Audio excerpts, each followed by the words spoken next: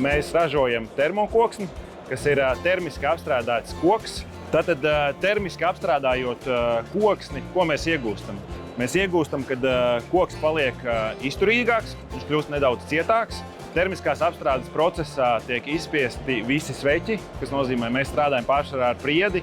Tad nav vairs problēmas ar sveķiem, kas smērē drēbes, kas rada dažādas problēmas. Koks principā ir pazaudējis savu mitrumu, kas nozīmē, ka viņš arī vairāk neuzņem šo mitrumu, līdz ar to koks vairs nestaigā, kas ir būtiski apdares darbos, kad vasara, ziema, silts, mitrs, sauss, nenotiek šī koka staigāšana, kas ir atkal ļoti būtisks aspekts tieši no fasādes estētiskā viedokļa.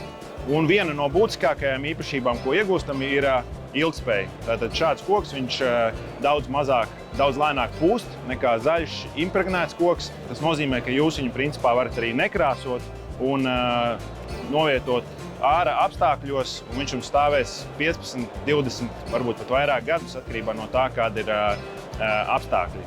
Tāpat jūs varat viņu krāsot. Krāsošana ir vairāk vizuāls un estētisks elements.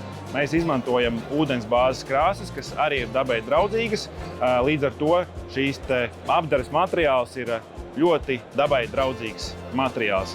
Turklāt mēs šajā termiskajā apstrādē izmantojam saules enerģiju, līdz ar to arī ražošanas process ir ļoti draudzīgs dabai, kas mūsuprāt ir ļoti būtisks aspekts, lai mēs kopēji, radītu labāku vidi apkārt mums, ne tikai estētiski ar skaistu fasādi, bet arī vidi. Tad mēs arī piedāvājam šo fasādi vai terasi uzmontēt klienta objektā. Tas nozīmē, principā, no paša sākuma līdz dēlim, kurš jau ir uzlikts uz fasādes, gatavam fasādes risinājumam, mēs piedāvājam pilnu servisu. Tā kā jebkurš, kuram ir tikai ideja, var griezties pie mums, pēc vajadzības piemeklēsim labākos risinājumus un beigās arī uzmontēsim.